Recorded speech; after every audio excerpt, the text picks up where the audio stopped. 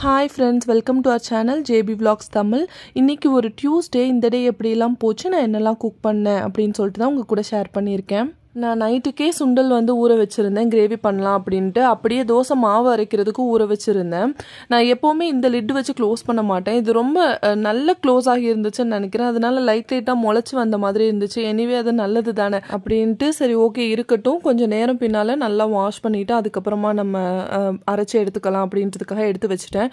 Because எனக்கு என் ஹஸ்பண்ட்க்கு lunch box pack பண்ணுற வேலை, குக் பண்ணுற வேலை எல்லாமே இருந்தது. அது எல்லாம் முடிச்சுட்டு எப்போவுமே ஒரு 11 மணி 12 மணி அந்த மாதிரி ஒரு மதிய டைமில் அந்த மாதிரி தான் மாவு அரைச்சி வைப்பேன். அது நைட்டுக்கு எங்களுக்கு சாப்பிட்றதுக்கு கரெக்டாக இருக்கும். அதுக்குள்ளேயும் புளிச்சுடும் நல்லாவே. என் ஹஸ்பண்ட் 2 சப்பாத்தி தான் லஞ்சுக்கு எடுத்துகிட்டு போவார். ஸோ அதுக்கான மாவை கரெக்டாக எடுத்து போட்டு மெஷர் பண்ண மாதிரி எடுத்து போட்டுட்ருக்கேன். முன்னாலெல்லாம் வந்து எனக்கு அளவு தெரியாது. அதனால நான் ஒரு 3 சப்பாத்தி 4 சப்பாத்தி பண்ணுற அளவுக்கு கூட மாவை பிசைஞ்சு வச்சுட்டு அதை நெக்ஸ்ட் டேவோ இல்லை அன்னைக்கு நைட்டோ அந்த மாதிரி சாப்பிட்ற மாதிரி இருக்கும். இப்போல்லாம் வந்துட்டு எனக்கு அளவு தெரிஞ்சிருச்சு. அதனால் கரெக்டாக 2 சப்பாத்திக்கான மாவு மட்டும் எடுத்து கொஞ்சம் சால்ட் போட்டுட்டு நல்ல ஹாட் வாட்டர் போட்டு மிக்ஸ் பண்ணிகிட்டு இருக்கேன். நான் எப்போவுமே இந்த மாதிரி தான் ஹாட் வாட்டர் போட்டு தான் நல்லா மிக்ஸ் பண்ணுவேன். பண்ணிவிட்டு அந்த டோவை வந்து ஒரு 10 மினிட்ஸ் ரெஸ்ட் பண்ண விட்டாலே போதும். சூப்பராக ஃப்ளஃபியாக நம்மளுக்கு நல்ல உப்புன மாதிரி சப்பாத்தி வந்து கிடச்சிரும், ஆயில் எதுவுமே போடாமலும் கூட.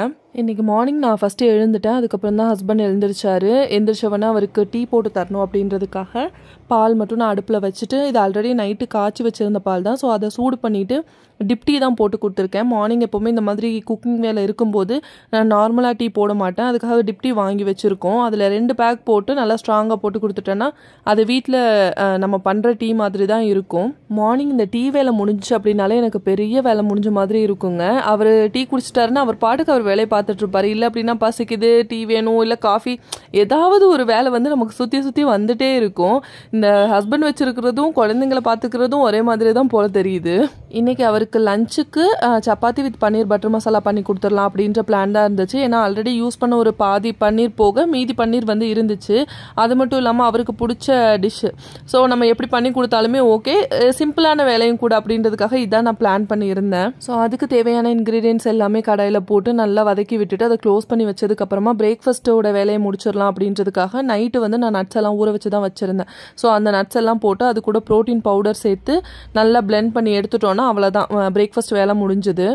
எங்கள் வீட்டில் எப்போவுமே கம்பேரிட்டிவ்லி பிரேக்ஃபாஸ்ட் வந்து நாங்கள் கொஞ்சம் லைட்டாக தான் எடுத்துக்கிறோம். பிகாஸ் அதுக்கப்புறம் ஒரு 2 to 3 ஹவர்ஸில் நம்ம எப்படியுமே லஞ்சு சாப்பிட்ருவோம். அதனால் எங்களுக்கு அவ்வளோ ஹெவியாக தேவைப்படாது.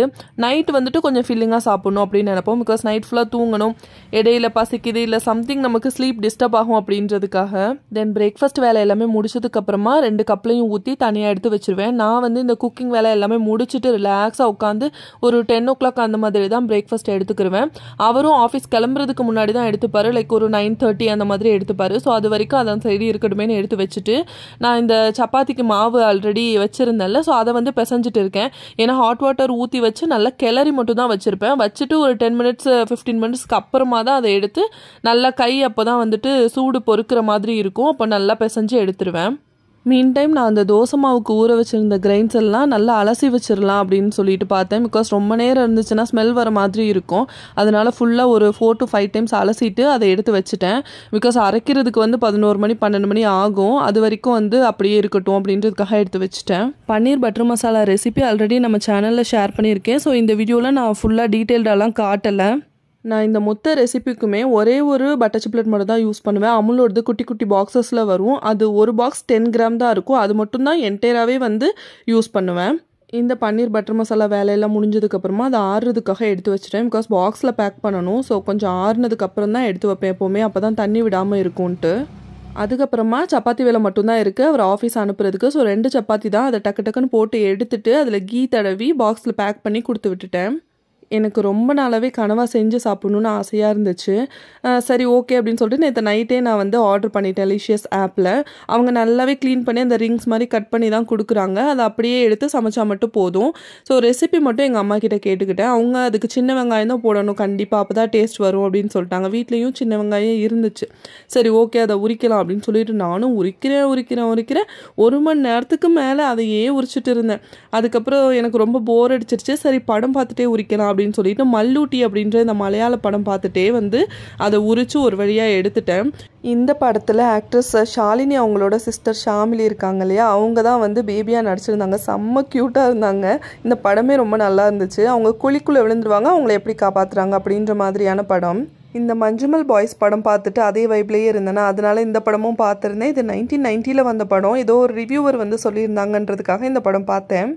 ஒரு வழியாக பெரிய டாஸ்க்கான அந்த குட்டி வெங்காயம் உரிக்கிறதெல்லாம் முடிச்சதுக்கப்புறமா இங்கே வந்து அதெல்லாம் சாப் பண்ணிவிட்டு தக்காளியும் சாப் பண்ணி எடுத்துக்கிட்டேன். என்கிட்ட இந்த சாப்பர் இருக்கான இது ரொம்ப பெருசாக இருக்கும், அதனால் ஒரே ஒரு தக்காளி ஒரே ஒரு வெங்காயம் பண்ணுறப்பெல்லாம் இதை நான் யூஸ் பண்ண மாட்டேன்.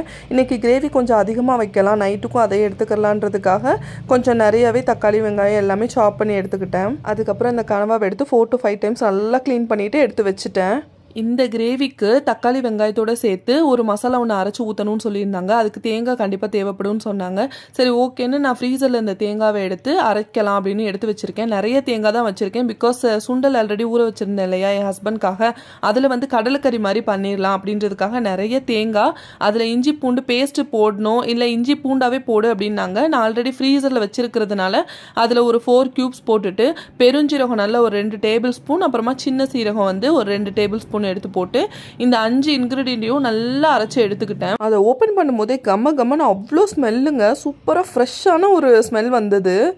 நான் கனவாவை ஆல்ரெடி க்ளீன் பண்ணி தாங்க வச்சுருந்தேன், இருந்தாலும் மனசு கேட்கவே இல்லை, ஸ்மெல் வந்த மாதிரியே இருந்துச்சு. சரி ஓகே அப்படின்னுட்டு நல்லா மஞ்சத்தூள் போட்டு திரும்ப ஒரு 4-5 டைம் வாஷ் பண்ணி அதை எடுத்துக்கிட்டேன். இதை நீங்கள் கனவா தொக்குன்னு சொல்லலாம், இல்லை கிரேவின்னு சொல்லலாம். பிகாஸ் ரெண்டும் கலந்த மாதிரி தான் வந்துருந்துச்சு. இந்த என்டையர் ரெசிபியுமே வந்து நான் இந்த வீடியோவில் கவர் பண்ணியிருக்கேன். இந்த கிரேவிக்கு நான் கடலெண்ணெய் தாங்க யூஸ் பண்ணியிருக்கேன். ஸோ தேவையான அளவுக்கு கடலெண்ணெய் ஊற்றிட்டு அதில் கடுகு உளுத்தம்பருப்பு போட்டு அது நல்லா வெடித்து வந்ததுக்கப்புறமா கருவேப்பிலை நிறையவே நான் ஆட் பண்ணியிருக்கேன். ஸோ அது பொரிஞ்சதுக்கப்புறம் சின்ன வெங்காயம் நம்ம சாப் பண்ணி வச்சுருக்கோம் இல்லையா, அதை வந்து இது கூட ஆட் பண்ணிவிட்டு நல்லா வதக்கி விட்டுறேன். இதில் நான் ரொம்ப பொடியாக தான் சாப் பண்ணி வச்சுருக்கேன். இந்த மாதிரி பண்ணும்போது கன்சிஸ்டன்சி நல்லா திக்காக வர மாதிரி இருக்கும். அப்புறமா தேவையான அளவுக்கு உப்பு, மஞ்சள் தூள் இதெல்லாம் போட்டு நல்லா கிளறி விட்டுருக்கேன். அதுக்கப்புறமா நான் ஃபைனாக சாப் பண்ணி வச்சுருக்கிற டொமேட்டோவே இது கூட ஆட் பண்ணியிருக்கேன். நீங்கள் அரைச்சி கூட ஊற்றலாம், அப்படி இருந்தாலுமே கன்சிஸ்டன்சி ரொம்ப நல்லாவே வரும். ஸோ அதை நல்லா கிளறி விட்டுட்டே இருக்கேன். அது கூட சேர்த்து நான் வீட்டில் எங்கள் அம்மா அரைச்சி கொடுத்த அந்த மிளகாப்பொடி போட்டிருக்கேன். அது கூட கொஞ்சமாக கரம் மசாலா ஆட் பண்ணிவிட்டு ஃபுல்லாக நல்லா கலந்து விட்டுடுறேன். அது நல்லா கலந்து வந்ததுக்கப்புறமா நம்ம அரைச்சி வச்சுருக்கிற அந்த மசாலா வந்து நான் ஒரு 4 டேபிள் ஸ்பூன் மாதிரி போட்டிருக்கேன். இதில் நம்ம எவ்வளோக்கு எவ்வளோ இந்த மசாலா ஆட் பண்ணுறோமோ அவ்வளோக்கு எவ்வளோ கிரேவி வரும்னு சொன்னாங்க. எனக்கு மட்டும்தான், நான் இப்போ மதியமும் நைட்டும் சாப்பிடுவேன் அப்படின்றதுக்காக ஒரு 4 டேபிள் ஸ்பூன் போட்டிருந்தேன். அதுவே நல்லா மோர் தென் இனஃபாக தான் வந்துருந்துச்சு. ஸோ அதை நல்லா கிளறி விட்டு அது வந்து நல்லா வெந்து வந்ததுக்கப்புறமா கனவாவை அது கூட ஆட் பண்ணி கிண்டிகிட்டே இருக்கணும். தண்ணி எதுவுமே ஊற்ற தேவையில்லை. அந்த கனவாலேருந்து நிறைய தண்ணி வரும். அந்த தண்ணியெல்லாம் வத்துற மாதிரி ஃபுல்லாக நல்லா கிளறி விட்டு அந்த எண்ணெயுமே பிரிஞ்சு வந்துடும், அந்த அளவுக்கு நம்ம வச்சிருக்கணும். அதுக்கப்புறமா மூடி போட்டு ஒரே ஒரு விசில் விட்டாவே போதும் அப்படின்னு சொல்லியிருந்தாங்க. நானும் அதே மாதிரி தான் ஃபாலோ பண்ணியிருந்தேன். கனவாவும் ப்ரான் மாதிரி தான், நம்ம ரொம்ப நேரம் குக் பண்ணோம் அப்படின்னா ரப்பர் மாதிரி ஆயிடும்னு சொன்னாங்க. ஸோ அந்த டயத்துக்குள்ளே எடுத்துட்டோம் அப்படின்னா நல்லா சாஃப்டாக கிடைக்கும்னு. நான் அன்றைக்கி பண்ணியிருந்தது நல்லா சாஃப்டாக தான் இருந்துச்சு. ஸோ கனவா கிரேவிக்கு நான் குக்கரில் விசில் வச்சுட்டு சைட் பை சைடு கடலைக்கறியும் முடிச்சிடலாம் அப்படின்ட்டு நான் ஆல்ரெடி அரைச்சி வச்சுருந்த மசாலா நான் அதுக்காக தான் நிறையா பண்ணியிருந்தேன். இதே டிட்டோ அதே கிரேவியோட ரெசிபி தான் அதில் பண்ணிவிட்டு இங்கே கனவா அங்கே வந்து சுண்டல், அவ்வளோதான். ட்ரஸ்ட் மீ அவ்வளோ டேஸ்ட்டாக வந்துருந்துச்சுங்க. அந்த கடலைக்கறி நான் இதுக்கு முன்னாலெல்லாம் வந்துட்டு கிரேவி மாதிரிலாம் பண்ணியிருக்கேன் இதே சுண்டல் வச்சு, ஆனால் இந்தளவுக்கு டேஸ்ட் வந்ததே கிடையாது. என் ஹஸ்பண்ட் அவ்வளோ புகழ்ந்து தள்ளிட்டார் என்ன. ஐ திங்க் எல்லாமே அந்த மசாலாவோட மகிமைன்னு தான் நினைக்கிறேன். பிகாஸ் அந்த மசாலா தான் நான் டிஃப்ரெண்ட்டாக ஆட் பண்ணது. இதுக்கு முன்னால் பண்ண வரைக்கும் தக்காளி வெங்காயம் மட்டும்தான் போடுவேன், ஜிஞ்சர் கார்லிக் பேஸ்ட்டு போட்டு நல்லா வதக்கி எடுத்துருவேன், அவ்வளோதான். அந்த மசாலா போட்டதுனால தான் இவ்வளோ டேஸ்ட் என்ஹான்ஸ் ஆகிருக்கு அப்படின்றது மாதிரி எனக்கு தோணுச்சு. அவ்வளோதாங்க, எல்லாமே ஆட் பண்ணதுக்கப்புறமா அந்த சுண்டலும் சேர்த்து 5 விசில் போட்டு எடுத்துட்டேன். கடலைக்கறி சூப்பராக ரெடி ஆகிடுச்சு. அதுக்கப்புறமா மாவு அரைக்கிறதுக்கு டைம் வந்துருச்சு அப்படின்னு சொல்லிட்டு ஊற வச்சுருந்த எல்லாத்தையும் எடுத்து 2 பேட்சாக போட்டு அரைச்சிட்டேன். இந்த டைம் வந்து நிறைய ஊற வச்சுருந்தது வந்த மாதிரி இருந்துச்சு. ஐ திங்க் கொஞ்சம் ஜாஸ்தி போட்டுட்டேன்னு தான் நினைக்கிறேன். பட் பரவாயில்ல, 1 வீக்குக்கு கரெக்டாகவே இருக்கும் எங்களுக்கு. அரைச்சி வந்த பேட்டருமே பார்த்துருந்தீங்கன்னா நிறைய வந்துருந்துச்சு இந்த டைம். சரி ஓகேன்ட்டு அதில் உப்பு போட்டு நல்லா கலந்து புளிக்கிறதுக்கு எடுத்து வச்சுட்டேன். அதுக்கப்புறமா உப்பு நல்லா முடிகிற நிலமையில இருந்துச்சு. நான் பார்க்கும்போது ஒரு பேக் ஆல்ரெடி ஸ்டாக் அப் பண்ணி வச்சுருந்தேன். இது வந்து நாங்கள் காசை போட்டு வாங்கலைங்க. ஒரு டைம் இன்ஸ்டாமார்ட்டில் நான் ஏதோ ஆர்டர் பண்ணும்போது இது மாதிரி வந்துடுச்சு. அதுக்கப்புறமா நான் உங்களை ரீப்ளேஸ் பண்ண சொன்னேன். இல்லை, நாங்கள் அமௌண்ட் உங்களுக்கு போட்டு விட்டுடுறோம், நீங்கள் வந்துட்டு அந்த ப்ராடக்ட் அப்படியே வச்சுக்கோங்க அப்படின்ட்டாங்க. யாரோ ஒருத்தவங்க ஆர்டர் பண்ணியிருப்பாங்க போல இருக்குது இந்த சால்ட்டு. சரி, ஓகே, கிடச்சிருச்சு அப்படின்னு சொல்லிட்டு நானும் வேறு என்ன பண்ணுறது, நம்ம யூஸ் பண்ண தான் வேணும் அப்படின்றதுக்காக அதை வச்சுருந்தேன். அது அந்த பேக்கை தான் நான் ஓப்பன் பண்ணி போட்டுட்ருக்கேன். அதுக்கப்புறமா நல்லா ரெடியாகி இருந்த அந்த கடலைக்கறியும் கனவா கிரேவியும் எப்படி இருக்குது அப்படின்றதுக்காக ஓப்பன் பண்ணி பார்த்துட்டு இருந்தேன். கடலை கிரேவி சூப்பராக வந்துருந்துச்சு. சரி, கனவா எப்படி வந்திருக்கு அப்படின்னு பார்த்தப்போ நிறையா வந்து தண்ணி இருந்த மாதிரி இருந்துச்சு. லைக் அந்த கிரேவி வந்து திக்காக இல்லாமல் தண்ணியாக இருந்த மாதிரி இருந்துச்சு. சரி, ஓகே, அது நல்லா திக்காகட்டும்னு சிம்லேயே வச்சு ஒரு 10 to 15 minutes விட்டுட்டேன். ஃபைனல் ஸ்டேஜ்னால் நான் கொத்தமல்லி கட் பண்ணி போட்டுட்டு சால்ட் மட்டும் அட்ஜஸ்ட் பண்ணியிருக்கேன். அந்த தொக்கா இது கிரேவியானு எனக்கு தெரியல, பட் செம்ம டேஸ்ட்டாக வந்துருந்துச்சுங்க. அவ்வளோ ஸ்மெல்லு, கமன்னு சூப்பராக இருந்துச்சு, மவுத் வாட்டரிங்காக. எங்கள் அம்மா பண்ணுற அளவுக்கு வரலை, இருந்தாலும் ஃபர்ஸ்ட் அட்டம்ப்டில் இவ்வளோ நல்லா வந்திருக்கு அப்படின்றது ரொம்ப பெரிய விஷயம் எனக்கு. இது நீங்கள் சுடு சாப்பாட்டு கூட வச்சு சாப்பிட்றதுக்கும் நல்லாயிருக்கும், தோசை இட்லி கூட வச்சு சாப்பிட்றதுக்கும் நல்லாயிருக்கும், நீங்கள் சப்பாத்தி கூட ட்ரை பண்ணால் கூட ரொம்பவே நல்லாயிருக்கும். நான் வந்து ஆஃப்டர்நூன் போல் லஞ்சு கூட வச்சு சாப்பிட்ருந்தேன், நைட்டுக்கு வந்து தோசை கூட வச்சு சாப்பிட்ருந்தேன். சீரியஸ்லி செம்மையாக இருந்துச்சுங்க.